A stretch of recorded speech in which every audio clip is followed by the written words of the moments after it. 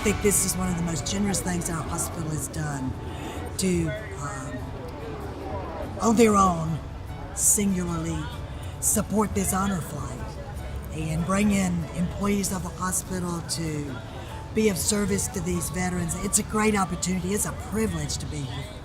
There's a reason they call these guys the greatest generation. The honor flight was such a wonderful experience, not only for them, but for us. It was one thing to see these people as your friends and your neighbors and even as your patients, and a totally different experience seeing them in Washington, D.C. as the greatest generation, going from one monument to the next and listening to their stories about World War II in Korea. It was a marvelous experience from the beginning to the end. To serve as a guardian on the honor flight is a great honor, and all along the way we were met with celebration, with hugs, with flowers, with banners, music. They were treated like royalty all day long. It was a great opportunity to be a part of that. Becoming involved with honor flight was truly a gift for me. Taking care of a veteran for a day really opened my eyes to the sacrifices that they made. We also got to see how they responded to the public in D.C. and meet their families, which was a great, great honor. I came today because I wanted to see the memorial. And I'm feeling good at 94 and hope to make a few more years. And it just gets better to me. I don't see how it could have been any better before.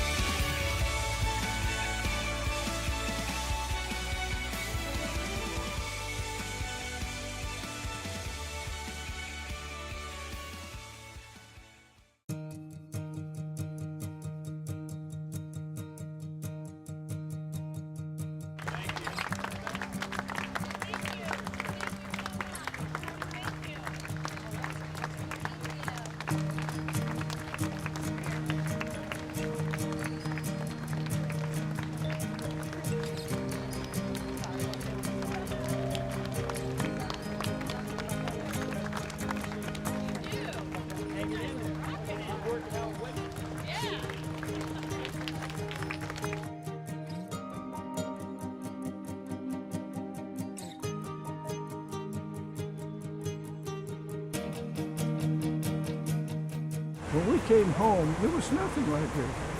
You know, we just came home, we got married, we had kids, we went to work, and I don't think I ever mentioned to my children what I did, and they never asked me, what did you do in World War II? But today, in this time and age we live in, I think it's become more appreciative of the public to recognize. And I was let out 6 months of rotation, discharged, separated in June of '52. Since then, I've been up here a few times, but it's always been more.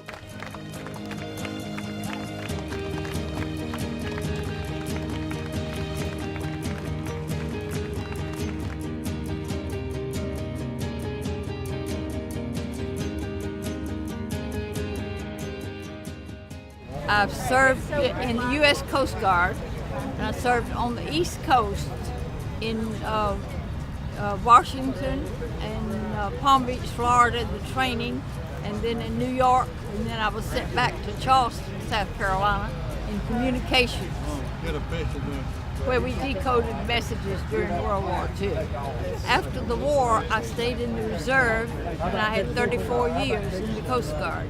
Retired in 1978. It was unbelievable. And then coming into the memorial too, with all the school children lined up and all the people. It's remarkable that they still remember. So often people do forget after this many years.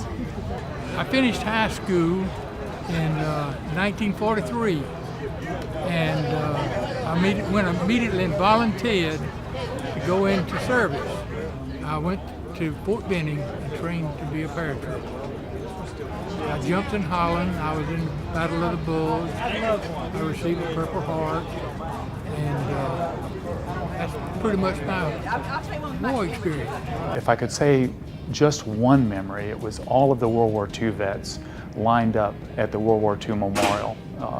It was remarkable to see those guys in one spot sharing their stories, where they were, what outfits they were with. It was really a very special moment.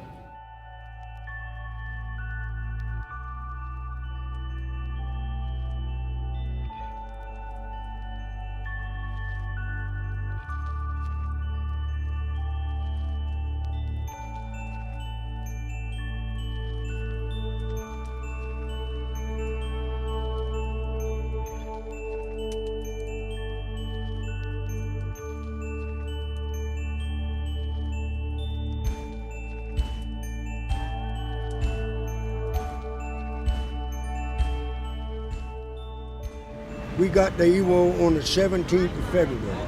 We did shore bombardment with our 5-inch. When the troops, the Marines got in there in the landing craft and the Amtraks, the volcanic ash was over 2 foot deep. Even the Amtraks, the tanks, could not get over the beachhead until they brought in this metal webbing. The 23rd of February is when they raised the flag. 7,000 Marines lost their lives on Iwo. I can't think of the number who got wounded, but them 7,000 Marines went in harm's way and did their all for the freedom right now we're supposed to have. But war is hell. I was only 17, I turned 18 in 45, and I was young. I was probably scared, but I think it was all a new experience for me. And I'm glad I did, and I stayed in the military. I did 30 years till I retired. I liked the military. I wanted to stay longer, but when you get old, they don't want you.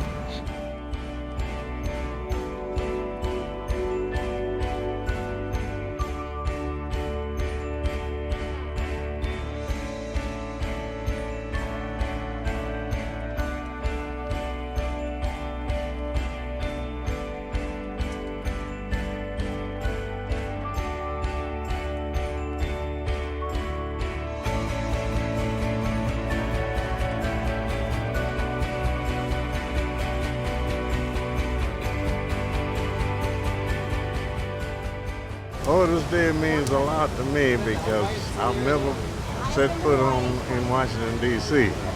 And to get here to see everything I've seen and meet all of the nice people that I've met, I'm thrilled. And the day is not over yet. Well, I want to cry, but I know I'm too old, 81 years old. I'm not going to cry yet. And I mean that. I'm trying to hold back, but it sure makes you want to. And you appreciate people. You know people appreciate what we do. It was amazing. You know, Americans are proud of their country. They are respectful of servicemen. I think even in this generation we live in, I'm looking at all these school children around here that are walking up to him and saying, thank you, thank you, thank you for serving your country. And it just thrills my heart to know that these kids are doing that. This is a platoon coming through a rice paddy. Then it was raining, or it's cold and whatnot. And you never see two in a line. When you're moving, you don't get behind one another. It's staggering. Everywhere's staggering. I didn't forget it. Whoever was over there didn't forget it either. But I'm glad it's over with now. Got some recognition, that's the main thing. Got to go home and sleep every night. Good.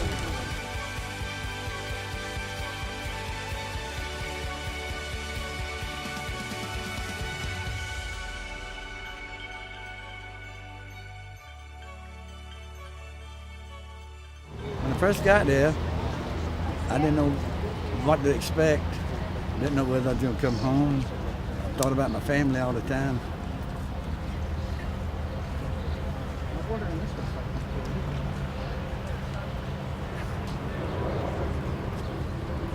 I cried a lot.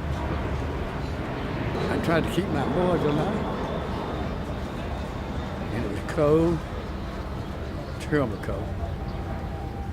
We didn't get hit in the daytime. We got hit at night. And when they came blowing bugles, making screaming noises by the hundreds. We called in artillery, mortar attacks. But after they got so close, they had to lift all the mortars and artillery. And then the flares came and lit up the place, and there was hundreds of them. And we just had to do the best we could. But that's the way it was, not just on one place, but every one of them.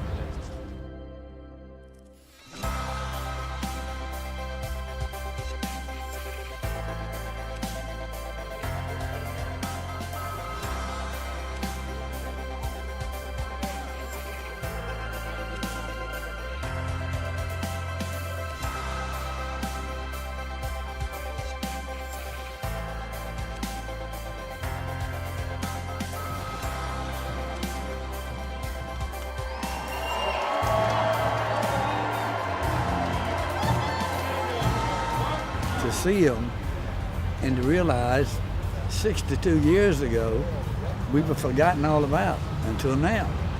And to get off of that plane and see these people, we're just exhilarated. I mean, just giving us all the credit and the love whatsoever. And I think it was just great. I loved it.